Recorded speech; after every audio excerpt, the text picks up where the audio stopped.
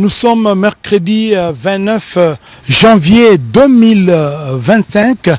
Vous nous suivez en direct de la Cité de l'Union africaine. Le président de la République, chef de l'État Félix Antoine Tshisekedi Tshilombo, va faire un message à la nation sur le dernier développement de la situation sécuritaire et même socio-économique du pays. Giscard Koussema, nous sommes ensemble d'un moment à l'autre.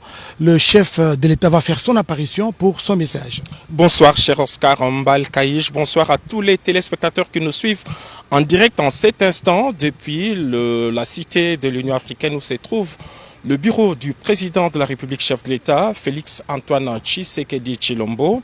C'est une prise de parole très attendue depuis 48 heures maintenant au regard de la détérioration de la situation sécuritaire et humanitaire causée par l'invasion d'une partie du territoire national par deux forces étrangères venues du Rwanda.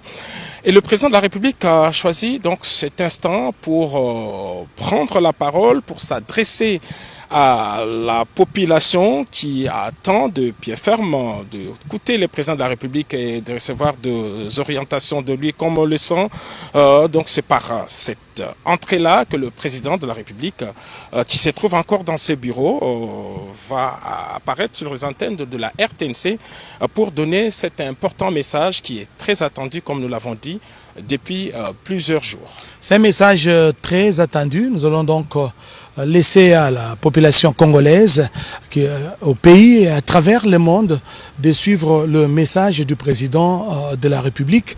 Et nous allons donc nous retrouver après pour le décryptage de ce message qui sera donc donné tout à l'heure par le président de la République, chef de l'État Félix Antoine Tshisekedi Tshilombo.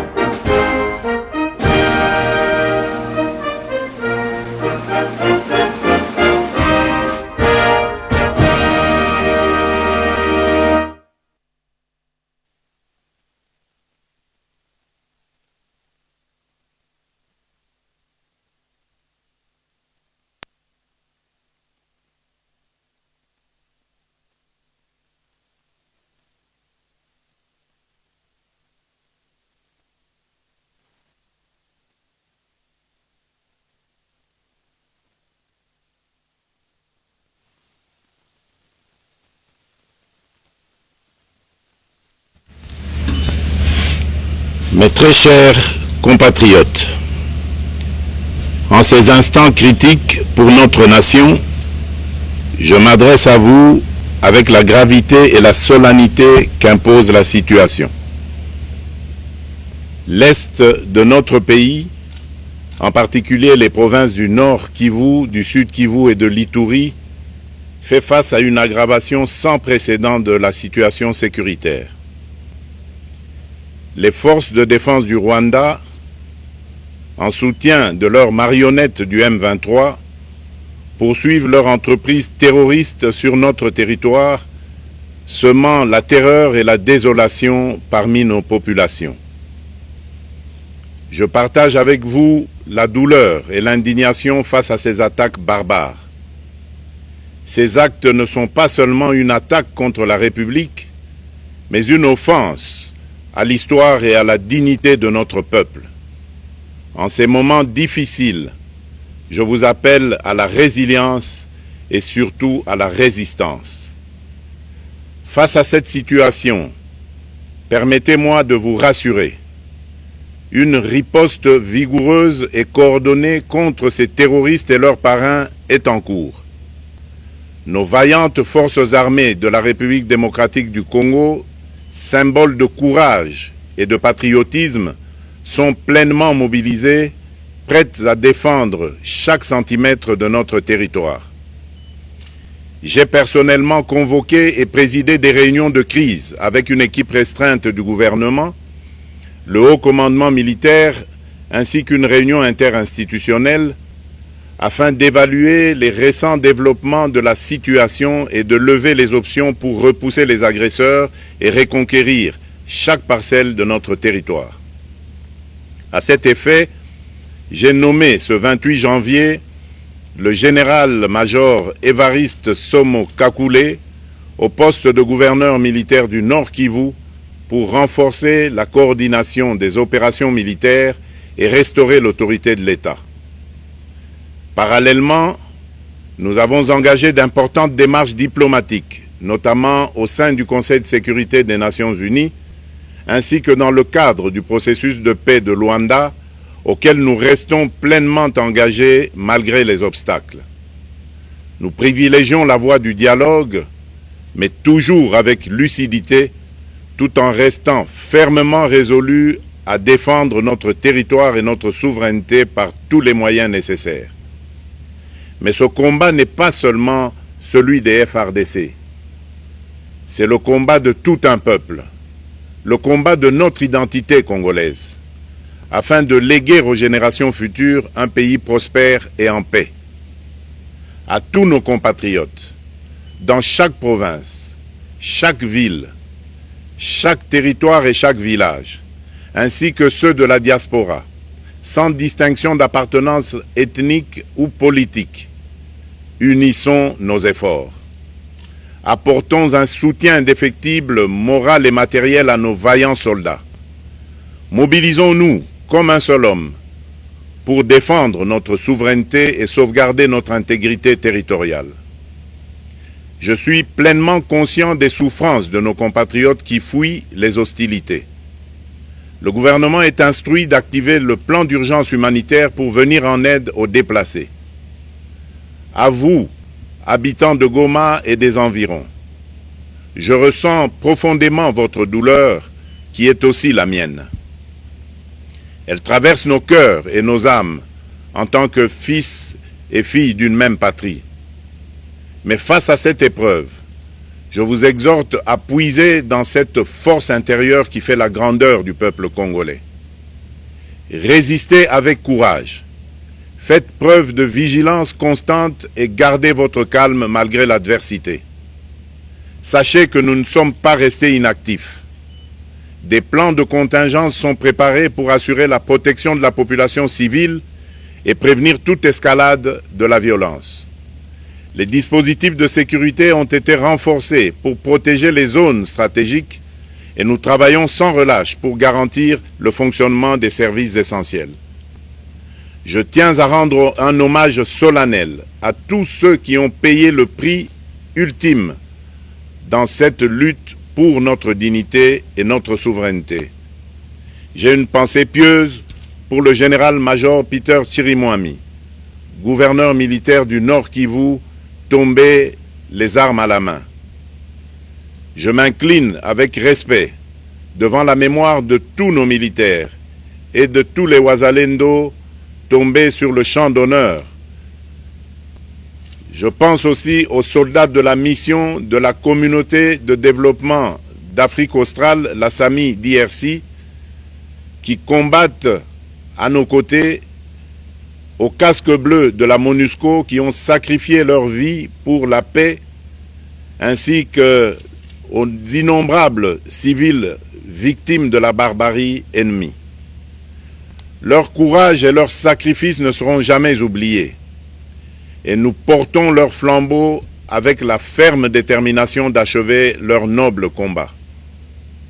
Je voudrais ici interpeller directement la communauté internationale et l'Union africaine. Le Rwanda continue de violer ouvertement et sans scrupule les principes fondamentaux de la Charte des Nations Unies ainsi que les accords régionaux. Pire, ces agissements se déroulent dans une impunité totale et ce, avec un mépris manifeste des règles internationales et des valeurs que ces institutions sont censées défendre. Cette attitude arrogante, qui ne cherche même plus à masquer ses forfaits, est une provocation inacceptable à l'égard de notre souveraineté et de la stabilité régionale. La présence de milliers de soldats rwandais sur notre sol, leur soutien politique, logistique et militaire à leur pantin du M23, ainsi que leur implication dans l'exploitation illégale de nos ressources naturelles, nous conduisent tout droit à une escalade aux conséquences imprévisibles, mettant en danger toute la région des Grands Lacs. Votre silence et votre inaction face à la barbarie du régime de Kigali et aux atrocités perpétrées par ses supplétifs sur notre territoire constituent un affront non seulement à la République démocratique du Congo, mais également aux valeurs universelles de justice et de paix. Le peuple congolais prend acte de cette passivité qui frôle la complicité. Soyez sûrs d'une chose, la République démocratique du Congo ne se laissera pas humilier ni écraser. Nous nous battrons et nous triompherons. Congolaises et Congolais, l'heure est certainement grave, mais notre détermination est encore plus inébranlable. Ce moment critique nous offre l'opportunité de montrer au monde ce qui fait notre force, c'est-à-dire notre unité sans laquelle tous nos efforts seraient vains. Je vous appelle à être vigilants, mais à ne pas céder à la haine, aux divisions ou à la violence. Je condamne avec la plus grande fermeté les actes de vandalisme et de pillage qui ont visé certaines missions diplomatiques accréditées en République démocratique du Congo, ainsi que des intérêts privés dans la ville de Kinshasa. Ces comportements irresponsables dénaturent l'expression saine de notre colère face à l'agression barbare nous imposée et jettent une ombre sur les manifestations pacifiques de soutien à nos vaillantes forces armées qui luttent avec courage et abnégation pour défendre notre souveraineté. Notre engagement doit rester ferme et discipliné. Nous gagnerons cette guerre par notre unité, notre courage et notre sens de responsabilité, et non par la violence aveugle et par l'anarchie. Cette victoire ne sera possible que si chaque Congolais, où qu'il soit, prend toute la mesure du combat qui est le nôtre. J'appelle donc la nation entière, hommes et femmes, jeunes et vieux, acteurs politiques, opérateurs économiques, membres de la société civile, confessions religieuses, artistes et sportifs à se mobiliser, à faire bloc derrière nos vaillantes forces armées et à contribuer chacun à son niveau à l'effort de guerre. J'ai instruit le gouvernement de mettre en place des mesures rigoureuses de réduction du train de vie des institutions et de leurs animateurs afin que les ressources ainsi économisées soient directement réorientées vers le soutien à nos forces armées. Dans cet effort national, j'en appelle également à la responsabilité du secteur privé, qui est invité à contribuer activement à cette cause commune. Nos soldats se battent avec héroïsme pour la défense de notre intégrité territoriale et de notre souveraineté. Ils ont besoin de notre soutien total, qu'il soit moral, matériel ou logistique. À la jeunesse congolaise, pilier et espoir de notre nation, je vous exhorte à répondre massivement à l'appel de la patrie. Le moment est venu de vous lever, de mettre votre énergie et votre créativité au service de la nation. Nous devons renforcer nos rangs et chaque jeune Congolais prêt à défendre son pays a une place au sein de nos forces armées. Enrôlez-vous massivement dans l'armée. Vous êtes le fer de lance de notre projet et votre mobilisation est déterminante pour la victoire finale. Aux braves populations du Nord Kivu, du Sud Kivu et de l'Ituri, vous êtes le symbole de la résilience congolaise, une source d'inspiration pour toute la nation. Vous n'êtes pas seuls dans cette épreuve. La République tout entière se tient à vos côtés, unie dans l'espoir et la lutte. Ensemble, nous ferons face et surmonterons cette épreuve.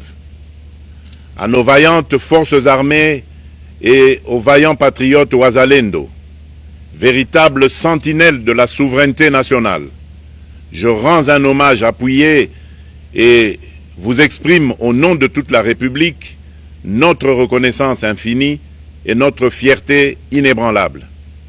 Votre bravoure, votre discipline et votre engagement sans faille inspirent et mobilisent tout un peuple déterminé à défendre son territoire.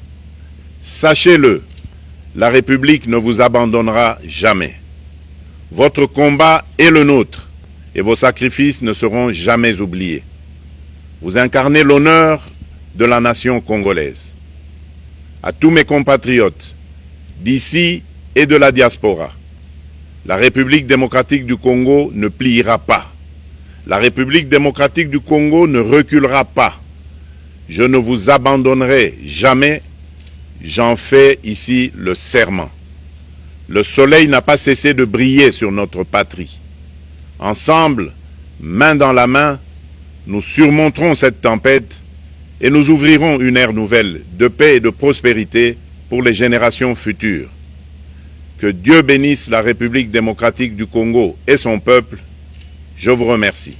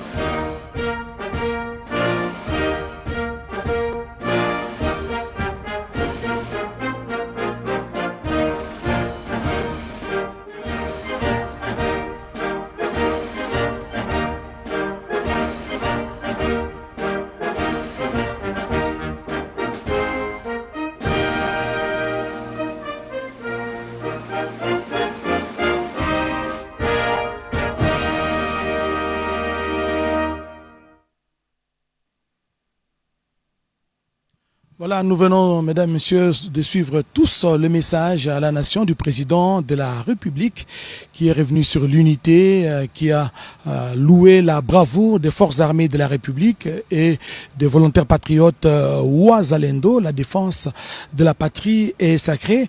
Et pour décrypter justement ces discours du président de la République, ces messages du président de la République, un message qui n'a duré qu'une dizaine de minutes, pratiquement 11 minutes ou 12, le président de la République a fait les contours pratiquement des derniers développements de la situation sécuritaire dans l'est du pays. Monsieur le ministre des Médias, porte-parole du gouvernement Patrick Muyaya, le chef de l'État a dit que c'est un combat, les combats de notre identité. Absolument, parce que vous savez que la République démocratique du Congo est un pays grand. Les Congolais font partie d'un peuple grand. Et la grandeur s'est construite aussi à des moments comme ceux-ci.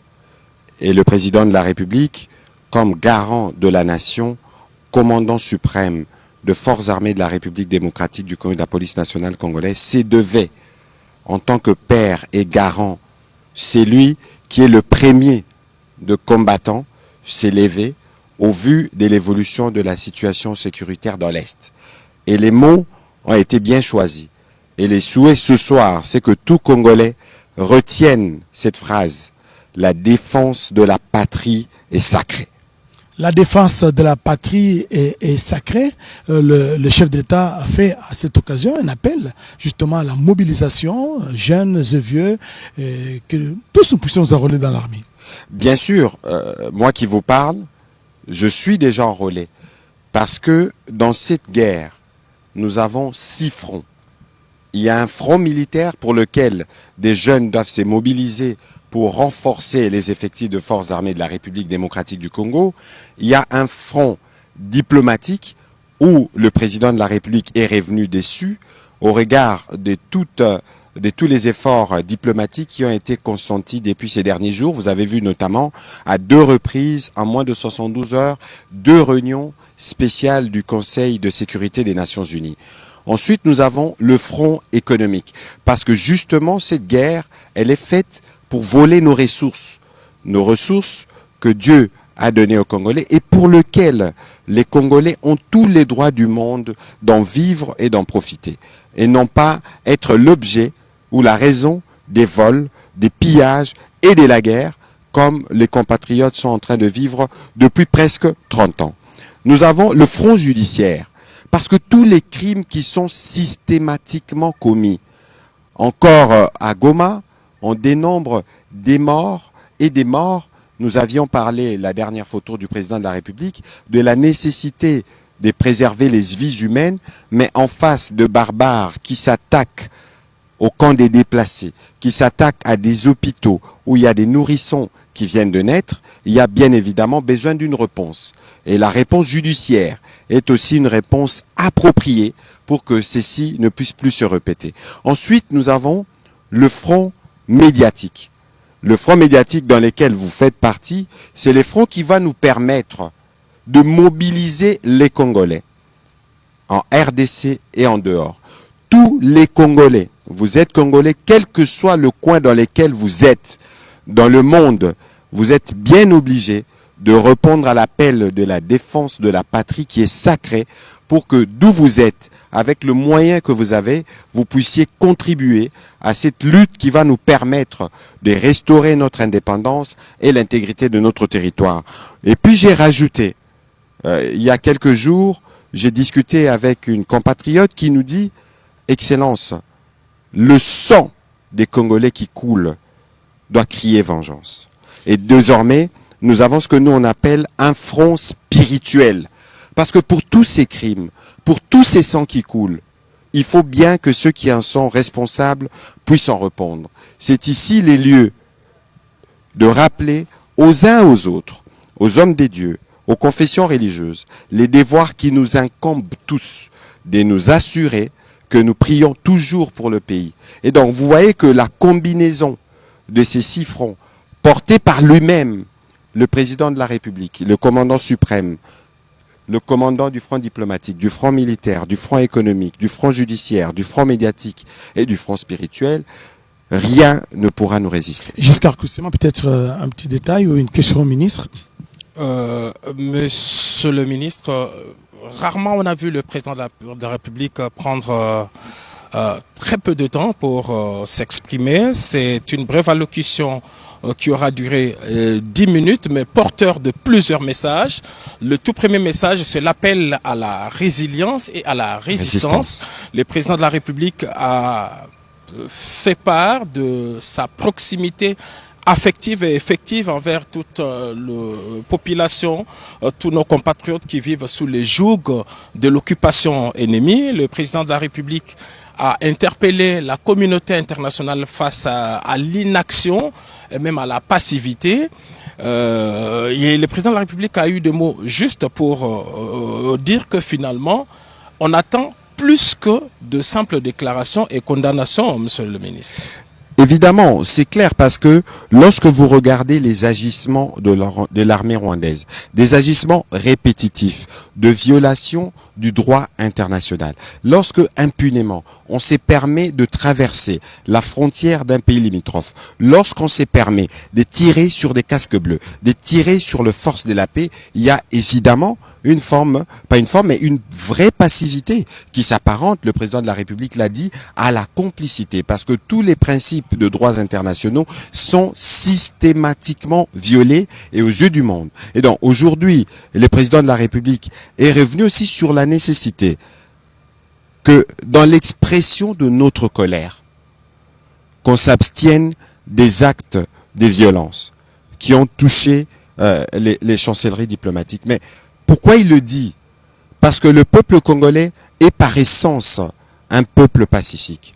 Même dans ces sentiments de colère qui nous animent, un sentiment de colère qui est ressorti du discours du président de la République ou de la solennité des discours que nous tenons ou la ministre des Affaires étrangères tient, doit être le reflet dans notre population. C'est important que le président de la République rappelle que pour notre cause, qui est juste, on n'a pas besoin d'être violent. Et de toute évidence, le sens de ces discours, c'est de dire à chaque Congolais, où qu'il se trouve, que cette guerre est la tienne.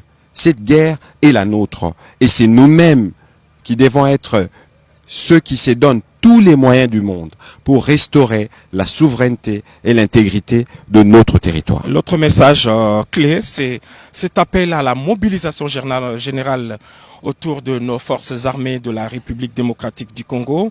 Chacun de Congolais est appelé de participer de n'importe quelle manière, de manière morale, de manière matérielle même, pour venir en appui à nos forces armées qui se battent avec patriotisme et même dignité pour défendre la partie. Et le président de la République vient de donner quelques exemples, en commençant par le gouvernement qui devrait, et toutes les autres institutions qui devraient réduire le train de vie. Écoutez, il n'y a pas de prix pour restaurer la fierté, la dignité de toute une nation.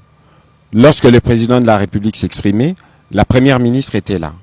Le message est bien capté parce que nous sommes dans l'obligation de prêcher par l'exemple. Et dans le cadre justement de cet appel à la mobilisation que le président de la République a lancé, nous sommes, nous, le premier. Et nous attendrons évidemment les dispositions qui seront prises au niveau de la première ministre pour que nous puissions nous assurer que nous avons prêché par l'exemple en contribuant pour cet effort de guerre. Vous savez, Giscard Koussema, il faut se donner les moyens pour sa souveraineté.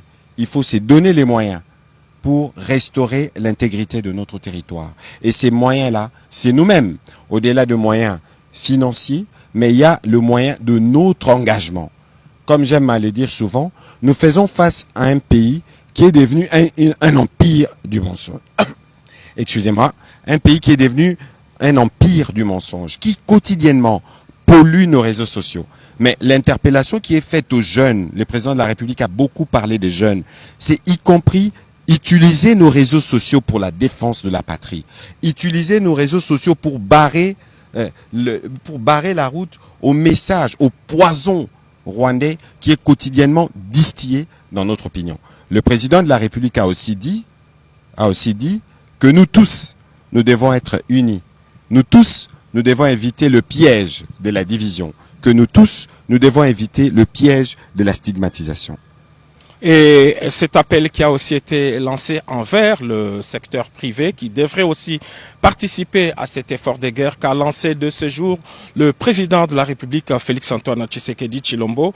Je pense qu'en tant que gouvernement, en tant qu'institution, on devrait encourager toutes les initiatives privées qui participent à cette grande campagne de mobilisation de moyens pour nos forces armées de la République démocratique du Congo. Je crois que vous devez avoir un plan, monsieur le ministre, dès cet instant, pour pouvoir encadrer toutes ces initiatives privées. Écoutez, il y a un 29 janvier et il y aura un après 29 janvier et les choses ne seront plus les mêmes. Parce que dès demain, le gouvernement va s'atteler à définir le mécanisme à travers lequel cet effort de guerre sera mobilisé. Au-delà de cet effort de guerre, vous savez, les entreprises privées qui sont en République démocratique du Congo, au-delà des difficultés, croissent chaque année. Les chiffres d'affaires augmentent.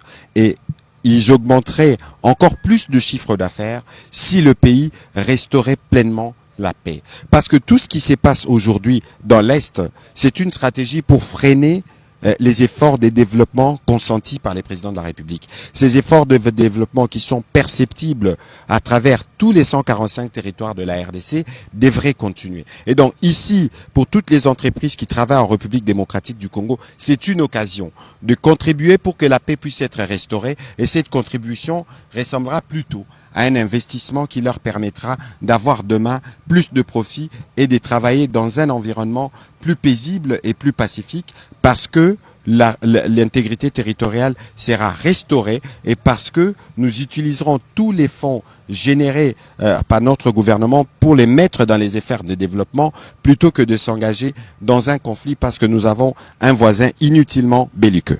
Voilà, monsieur le ministre, je pense que nous sommes en train de terminer ces débriefs du discours, de l'adresse, du message du président de la République. Peut-être cet hommage que le chef de l'État a rendu à tous ces soldats, tous ces éléments FARDC qui sont tombés sur le champ d'honneur. Il a rendu également hommage au VDP, aux volontaires Ouazalendo. Il a rendu aussi hommage aux soldats de la paix qui sont donc tombés sur les champs d'honneur pour la défense de la souveraineté et de l'intégrité territoriale. Écoutez, le président de la République, comme il a dit, toutes les heures, toutes les minutes, il suit la situation. Et il était évidemment de son devoir premier de reconnaître la bravoure et l'héroïsme de nos militaires, mais aussi de dire toute notre solidarité en tant que nation à ces compatriotes qui sont aujourd'hui victimes de ces barbares terroristes qui se plaisent à couper l'électricité, à couper l'approvisionnement en eau potable, qui se plaisent à tirer sur des hôpitaux, à tirer sur des symboles que l'on ne peut pas toucher, d'aucune manière. Il était donc de son devoir de passer ces messages de résistance et de résilience pour que nos populations du Nord Kivu, pour que nos populations du Sud Kivu, partout où l'ennemi pense pouvoir trouver la paix, pour qu'ils sachent que nous sommes avec eux, pour qu'ils sachent qu'il n'y a aucune peine qu'ils endurent que nous n'endurons pas. Monsieur le ministre, merci. Je pense que nous allons vous retrouver dans d'autres créneaux, pourquoi pas dans des briefings, pour davantage débriefer sur... Mais écoutez, dès demain, parce que le message lancé par le président de la République ce soir, comme je vous disais, il y avait un 29 janvier, il y aura un après 29 janvier et les choses seront différentes. Et les choses seront différentes, mesdames et messieurs. Nous avons tous suivi le message à la nation du président de la République dans un ton ferme, parce qu'il a même interpellé l'Union africaine, il a interpellé la communauté internationale, et c'est un message riche en éléments d'information. Je pense que nous allons y revenir sur d'autres... Mais bien sûr, ça valait vraiment la peine que le président de la République rappelle de manière aussi ferme la responsabilité de la communauté internationale, des Nations Unies, parce que c'est elle qui est les garants du droit international, mais aussi surtout de l'Union africaine, parce que les communiqués qui en est ressortis ressemblaient visiblement à un communiqué qui disait qu'on est complice. Donc il y a un effort à faire pour le respect des structures ou des cadres qui ont été placés par l'Union africaine elle-même, notamment le processus de Luanda. Le président de la République en a parlé, mais évidemment, et surtout, si vous regardez aussi la mission de la SAMI RDC, mais dont les militaires ont essuyé les coups de feu d'un pays membre de l'Union africaine. Toutes ces incohérences doivent s'arrêter. Toutes ces incohérences doivent s'arrêter et surtout des sanctions, des condamnations en même temps. Monsieur le ministre, merci d'être venu et partager avec nous justement ces discours du président de la République. Espérons nous retrouver dans d'autres tribunes. Mesdames, Messieurs, vous nous avez suivis à partir de tout le 26 provinces de la République démocratique du Congo à travers le pays et le monde. Nous vous disons merci, excellente soirée à tous et à la prochaine.